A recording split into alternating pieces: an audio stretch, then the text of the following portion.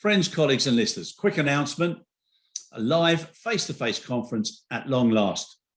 5th to the 7th of September, it's going to be at the Grand Hyatt in Athens, and I'm talking about the Air Cargo Handling Logistics Conference, which also has Air Freight Pharma in association with Cool Chain, AGS, Airline Ground Services, in association with ASA Leadership Forum, and on top of that, we've got ULD Care. Des Fatanis is going to be the chairman, myself and Stan Rafe, co-moderators. Hard talk, direct questions, great panel, great speakers. Please join us, and all details are shown below in the link.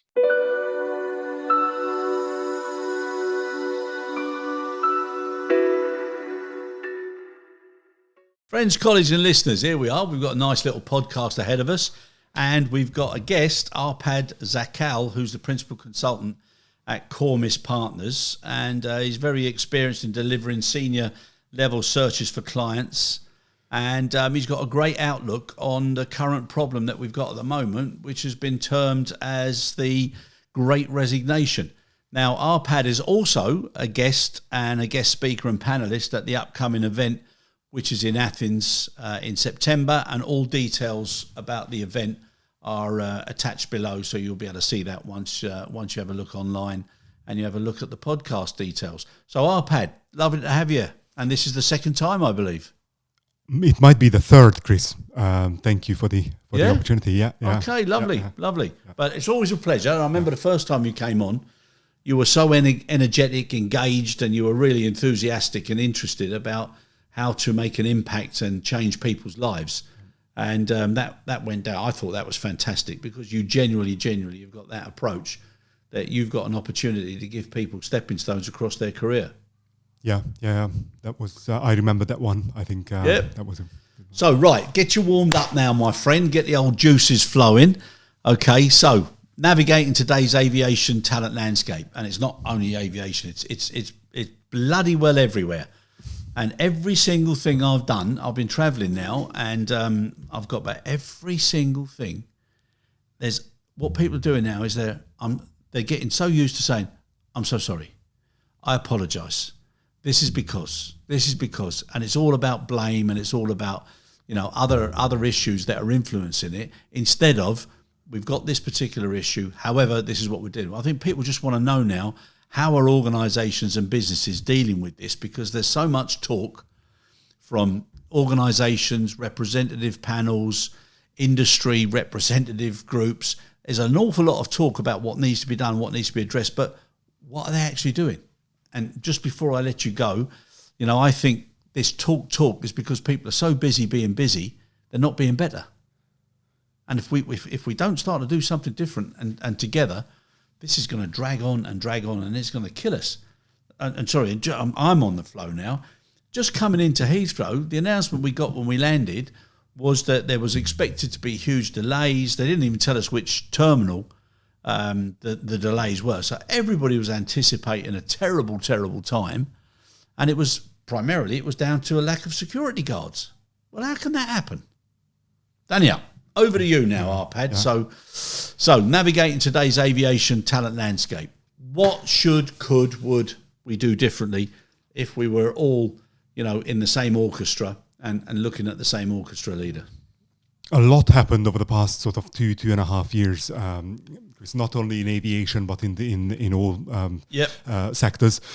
The past 2-3 years gave people the opportunity to reevaluate their lives, their careers, what's important for them, and it resulted in what we call now the Great Resignation. It started in the US back in March 2021, when people left their jobs voluntarily. This is something that is quite unusual, because you don't normally do that.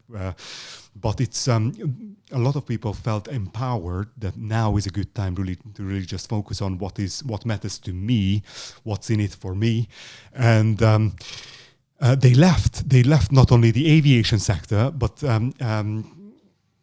they left many different, same in finance, in the rail sector. We are seeing this in energy, in renewables. I mean, it's a phenomena that is impacting a lot of industries, and that resulted, in the case of aviation, especially whether it's business aviation, commercial aviation, a lot of unfilled roles at all levels, by the way. So it's not only those next generation people coming into it, not being able to fill lower level roles, but mid-career transitions are happening left, right, and center. People are deciding mid and late stage of their careers that this is not right. I really need more in terms of compensation, in terms of flexibility, in terms of really being my own boss. And this is what we are seeing all around the world, really. It's not only something that is happening in North America, but here in Europe and to a certain degree in Asia as well. So. Yep. Okay, right. So when people are faced with the choices that people have done for the last couple of years, that makes you take stock of life. Yeah. All right, and it's a natural thing. So I think some people have over responded or overacted now to what they want. But what I also think is that lots of companies took people for granted too much, and all they wanted to do was grow, and some of the barometers that they were using within the business sustainability, should we say, spreadsheet, were not right. And being big isn't always better or best. And so I think now, people should consolidate. They should focus more now on cost plus, which is what's happening, because everybody now, Willie Walsh is saying about, everybody should be prepared for airfares to go up. Well, wow, that's a surprise, isn't it? And then next thing is, handling rates are going to go up. Well, there's another surprise. It could not continue the way it was. And the dynamics, and it was like who was actually operating the machinery or the puppet. It wasn't working. So this is the time now to do things differently. So in your opinion, what sort of things should be done differently? I think this whole retention thing starts at the hiring stage. Because I think it's so important that to spend time on a specification, a requirement, really just making sure that all the stakeholders are aligned, that you are really, you've got a strong and compelling proposition, whatever level you are talking about, whether it's senior level, mid-level, junior level. And really, the most successful organizations outside of the sector are really just spending a lot of time aligning the various people who are involved in the recruitment process and making sure that there's a compelling proposition in place. They are selling the opportunity in the right way, engaging with people the right way. And I think it's just so critical to view the interview as the start of the retention process. I mean, it's making sure that you are talking the candidate's language, really just understanding what's important for them, because this is how, especially the next generation is thinking about it. Okay, what are the prospects here for me? I mean, I understand that you are hiring me into doing a ground handling role or an operational role at the airport as an apprentice, but what can I become? Can you really sell me this opportunity, really, and talk to me about the next sort of 5 years? Yeah. I mean, the average tenure that people spend in roles now is radically shorter than it used to be. I mean, it's 2-3 years, if that. Yep. It's I think building trust and helping reduce the risk of miscommunication at the interview stage. I think that's what people should be spending time with. If I was as bold as to say that there are 2 or 3 different categories of companies and interview techniques, okay, and also where things go wrong. I've been involved in lots of interview panels, and I've been absolutely shocked at the lack of preparation that some of the colleagues have who were on those panels. And as a result of that, it gives a terrible impression of the business. Now, if you've got a really good candidate in front of you, and I always tell my kids, why should you feel under pressure when you're going for an interview? Why? Because all the company is doing is offering you a job. You're actually giving a part of your life to them. So you make them feel pressured. Ask the right questions and be happy that those are the people that are going to lead you in the next, as you say, 2, 3 or more years. So make sure you put them under pressure. And I think so many people don't prepare themselves well. So that's one thing.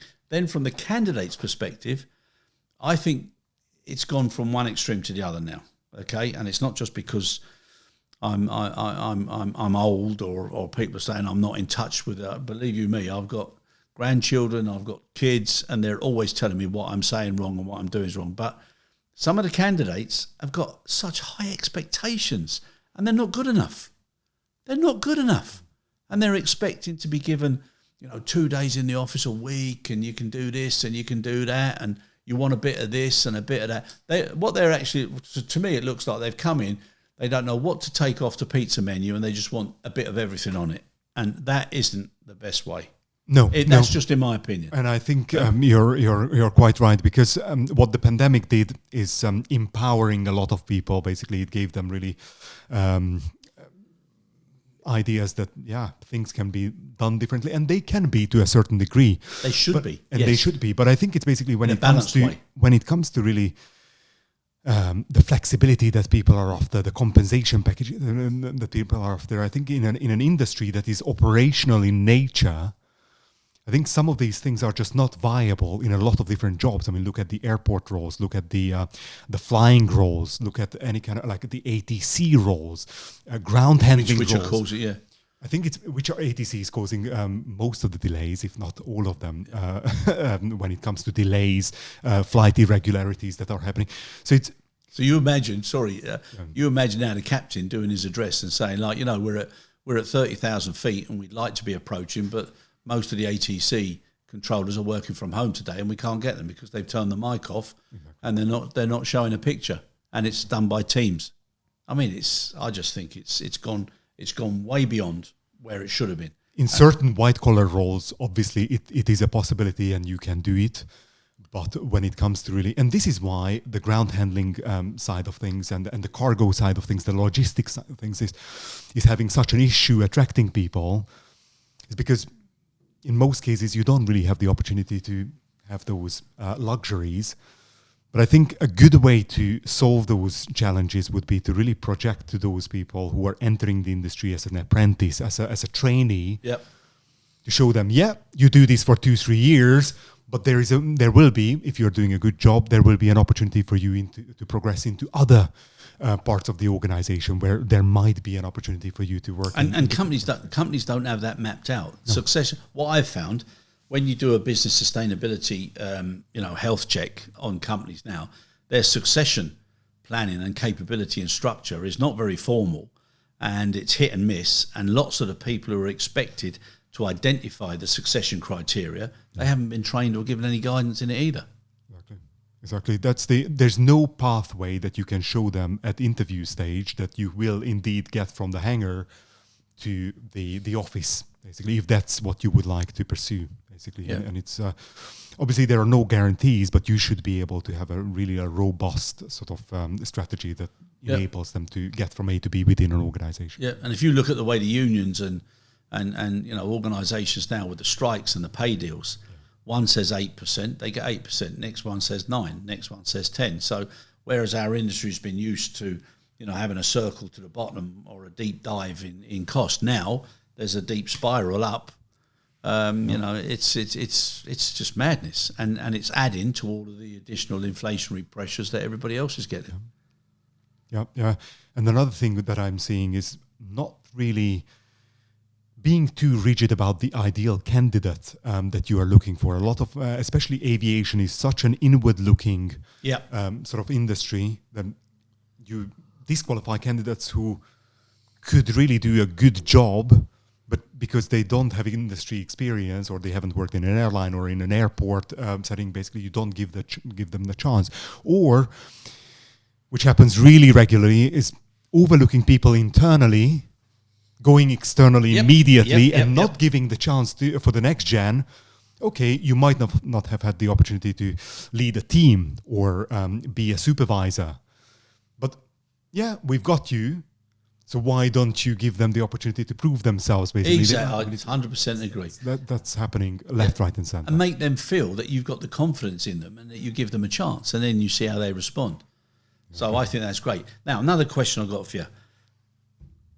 When I was growing up, like most of our friends, if anybody said to us, right, part-time job, another job, we said yes, because we found it as an opportunity to get more money.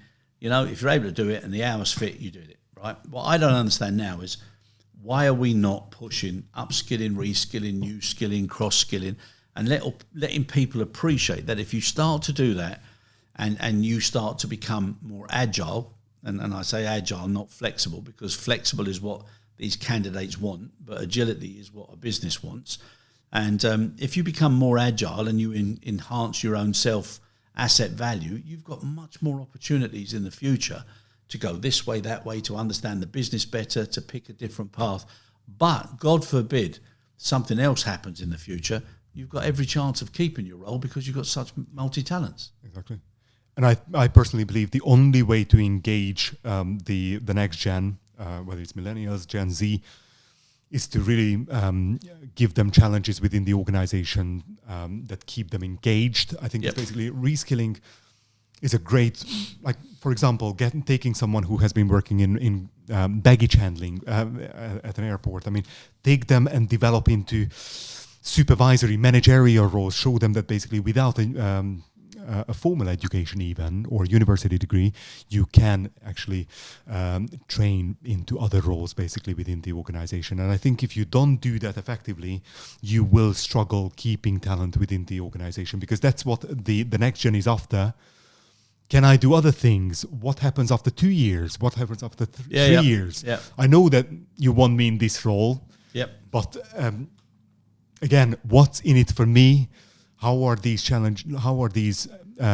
desires that I have will be addressed in the long term? And I think a lot of people don't really have a good enough answer at the interview stage. I agree. And they don't have the examples within the organization that have successfully done that, basically. They don't have the mentors, they don't have the coaches to show that, oh, Joe did that, and over the period of 5 years, managed to get from A to B. Yep. And they don't have a storyline that people can align with or can imagine themselves in, which is terrible. But I also feel that when they're less prepared and they don't have a structured plan and they don't have a solid foundation, they end up suggesting certain things that then the candidates have got almost like an entitlement approach. And they almost say, well, this didn't happen in 2 years, so now I need to go somewhere else unless you do this for me. And that's also wrong.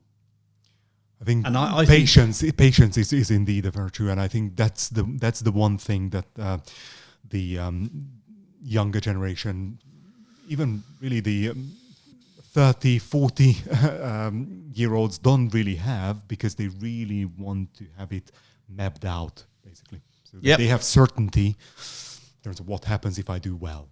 Basically, that's and it's a shame, because at the end of the day, life is a long distance run, hopefully. It's not just a quick sprint, and people don't know what doors open and what doors don't. I think they should focus more on imagination, innovation, creativity, and seeing what doors are available for them to go through, rather than insisting, I want to know what's through that door and then the door straight after it. So I think there needs to be a realignment, and because we're always swinging, and we swing from one extreme to the other, and I've worked in places now where it's supposed to be a hybrid working condition, but people just don't turn up, and then they rely too much on Teams. I can't stand Teams now and Zoom, because as soon as you go on big sessions, everybody has their mics turned off, everybody has no picture. And then it just wipes things. You don't know what people are doing. And then if you ask a question, you get all these long pauses, which means they were either doing the washing, the cleaning. Some of them are even doing exercises. And try to build trust, credibility over Zoom or Teams. I mean, if you're in a sales, business development sort of role, I think it's just not really possible. Let alone leaving a 20-year-old, 21-year-old who's just about to start their lives. To do things from their kitchen table. I think it's basically it's just not the right thing in most cases. I think a certain amount of flexibility is fine, but only if there's a reason behind it. Like if you have to take care of something basically on the odd day, I think that's fine. But to like this anything goes sort of a mentality, I think that's not something that should be encouraged, especially again in an industry that is operational in nature, that is 24/7, that it really requires. Even if you're even if you're the CEO or CTO, I mean, you need to be there. I mean, this is the there's nothing that replaces being somewhere in person. Yeah, I mean, this is how you inspire trust. This is how you inspire confidence in the people that you are leading. I don't think I've ever come across with anyone, like senior leaders, who said that, leading from the distance is the way to go. No, I totally agree. And whilst Zoom and Teams, and I should be a little bit more positive about both, because they were a framework that allowed businesses to continue and people to be in contact with what was going on, which was great. But I don't think people were actually trained in how to best use Teams or Zoom.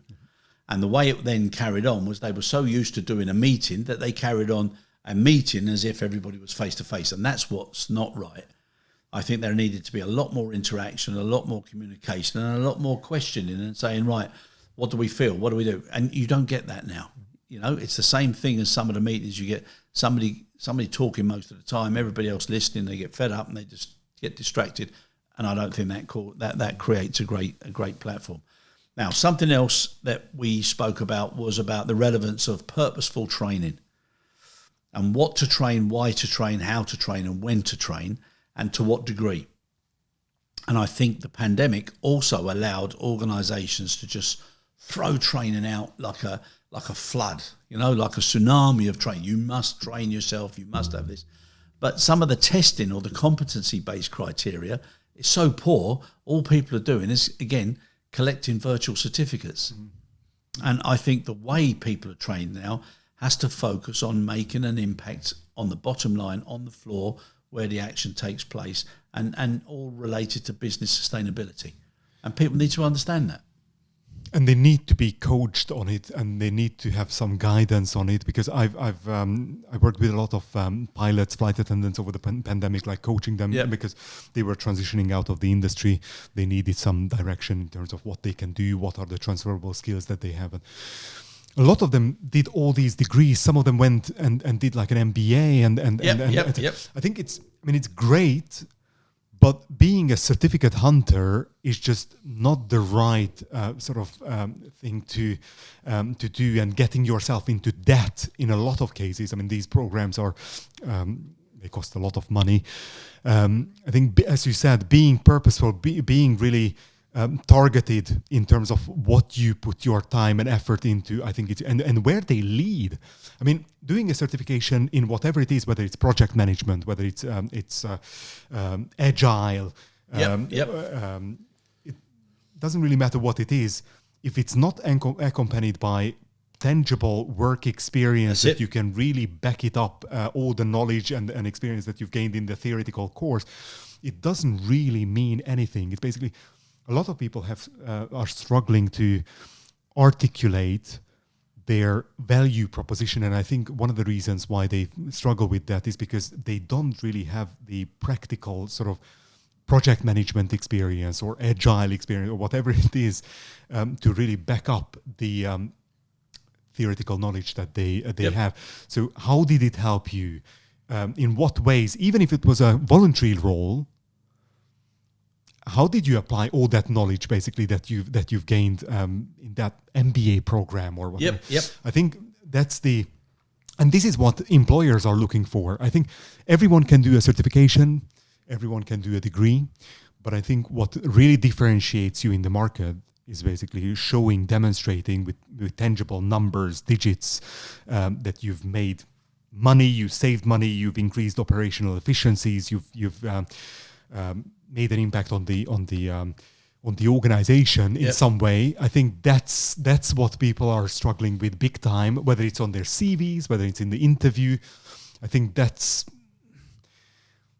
where there's lack of education as well. Chris, I mean, let's not forget that these are things that we are not really taught at school. How to really communicate your value proposition. I think a lot of pilots, for example, they went out their way to really just make sure that they're not only a bus driver, but they can do more. But what they are lacking, or what they lacked, is really the tangible stuff behind the work experience behind the certification. Basically. No, like I said, I've had so many examples where people said, I've got this, they come out with piles of certificates.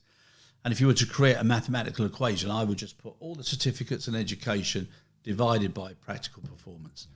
And if you can't then show it, whether it's on a whiteboard or a flip chart where, it doesn't need to be a 15, 20 slide deck. It doesn't need to be all principles, this, we can do this.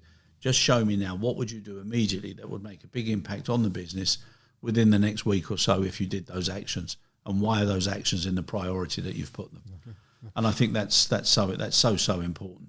A lot of people ask me, especially those who are transitioning from one industry to the other, or even within the sector from one functional area to the other, how do I do this if I don't have the experience in that particular field? Well, probably the most effective way of doing it is by offering up your help maybe for free at the beginning, and volunteering within your own organization, and really just see how it develops, basically, and then. It's extreme, but I think it's basically, this is one of those tried and trusted ways. No one is going to say, oh, you can't do this for us for free. I don't think it ever happened.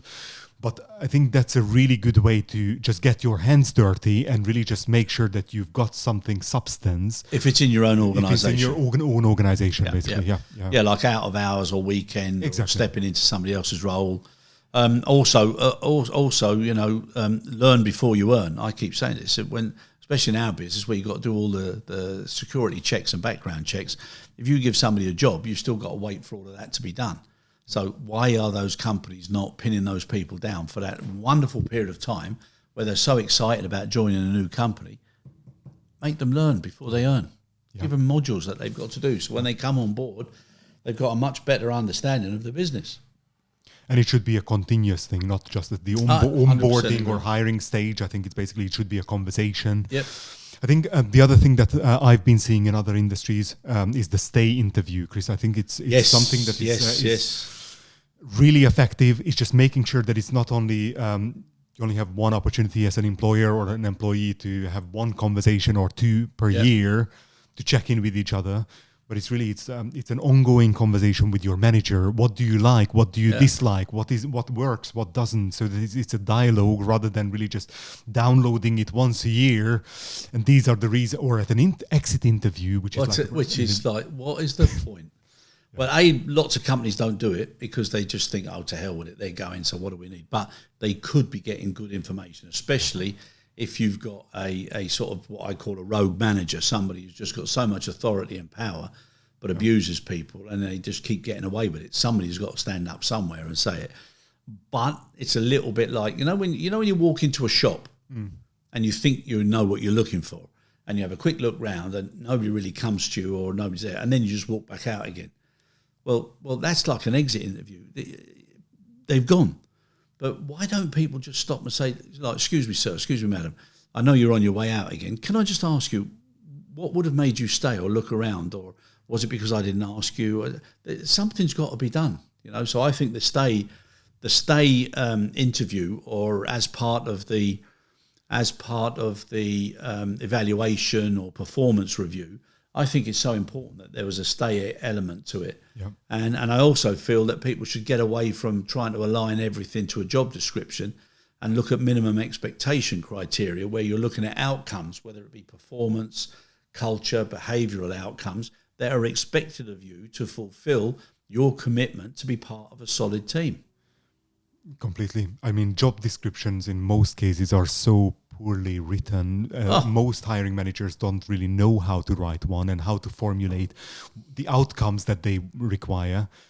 I think it's really just a laundry list of duties and responsibilities. Just in case. I think it's what you really need to articulate in those documents is basically, what does success look like? Yep. What should I do in my first 60 days, 90 days, 120 days? And basically, how am I going to be evaluated? I mean, that as a candidate, that's what I would like to know. Yes. Not what I need to do on day two. I mean, it's not only that, but it's how did the previous person succeed in this role?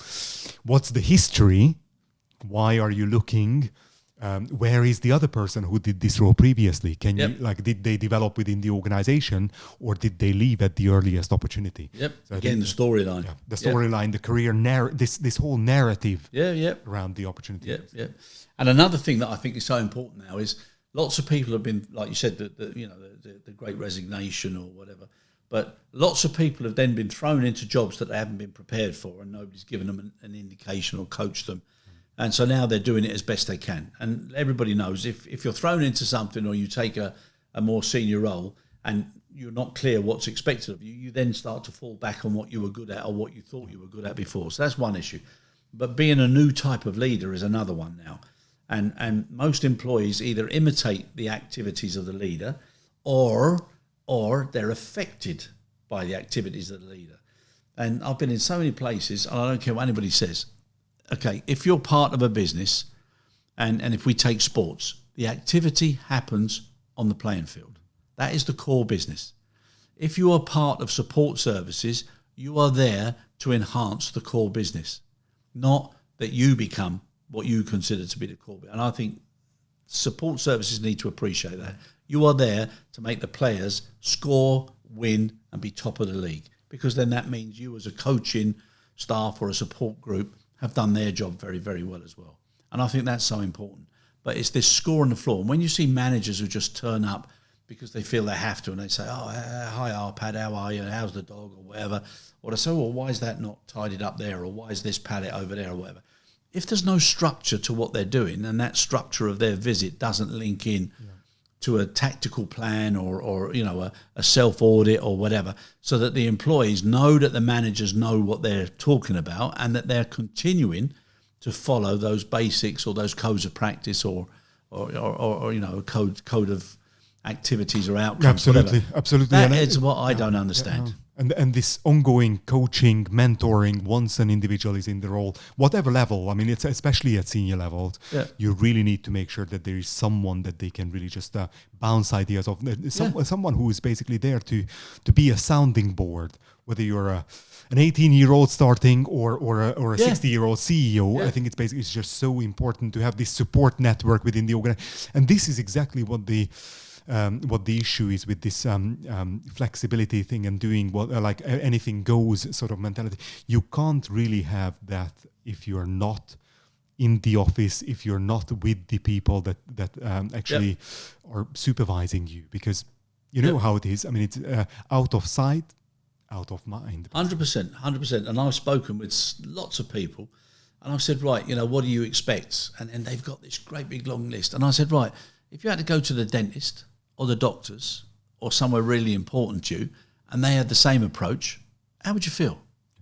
And it's a totally different story. And that balance, that transparency now of understanding your responsibilities, but also your accountabilities, and those are a big difference in the business. Yeah.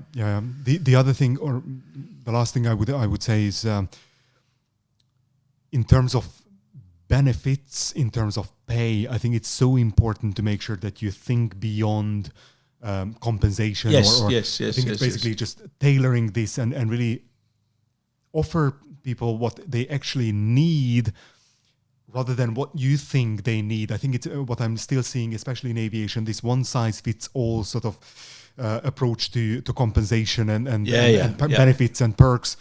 How do you know, I mean, without having had the conversation with the individual, what is important for them? Yeah. I mean, they might not cycle, they might not use the car. I mean, they might have a completely different outlook on what's important for them. And without having that information, you can't expect that the perks that you think are important are going to keep them there, basically. 100%. And I think there have been so many studies, and you normally find that pay or remuneration is somewhere between position 4 and 8. It's not number 1. Yeah.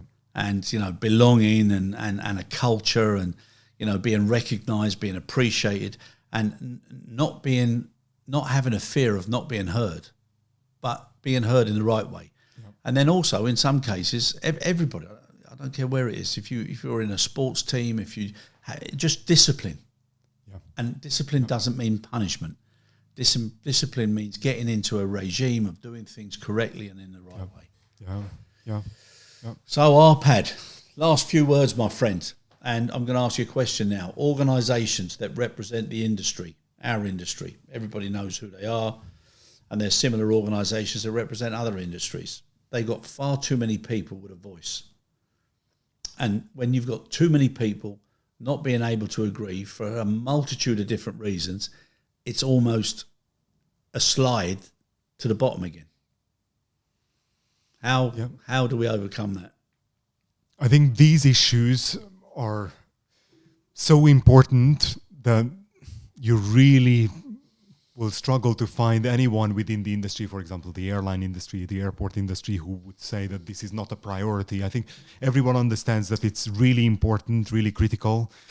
I think those industry bodies should really just make sure that they get alignment, they get the decision makers together, and basically they are actioning these steps and really making sure that they have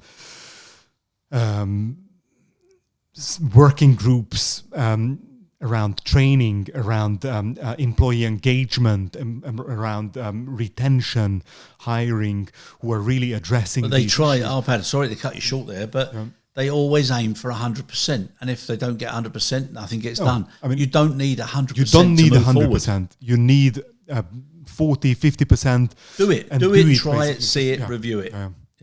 Exactly. I think it's everyone knows roughly what they need to do. I think it needs to be coordinated, supervised. It really needs to be managed by those who have really this global voice and global authority in the industry. Yeah. And I think it's so important to make sure that those who are engaged are leading the way and really showing it to those who are taking the back seat. I think that's, and don't be influenced by trending at the moment. No. I think it's bloody TikTok comes into being the way you do your management, and small seconds of I think this is the issue, that the next generation is growing up on that, and basically how do you engage them? How do you really get them excited? But you don't have to engage people by something that they're, it's like lemmings. If everybody's going to go over the same cliff, then, No, I think a big reality check is coming. And, and the next generation after this will look back and think, I think, just personally, my goodness, why didn't we do things in a more structured way? Yeah. Why go from one extreme to the other? Yeah. However, listen, it's always a pleasure speaking to you. Good luck with what you're doing, and look forward to seeing you in Athens. Thank you, Chris. Thank you for the opportunity. Really appreciate it. Thank you.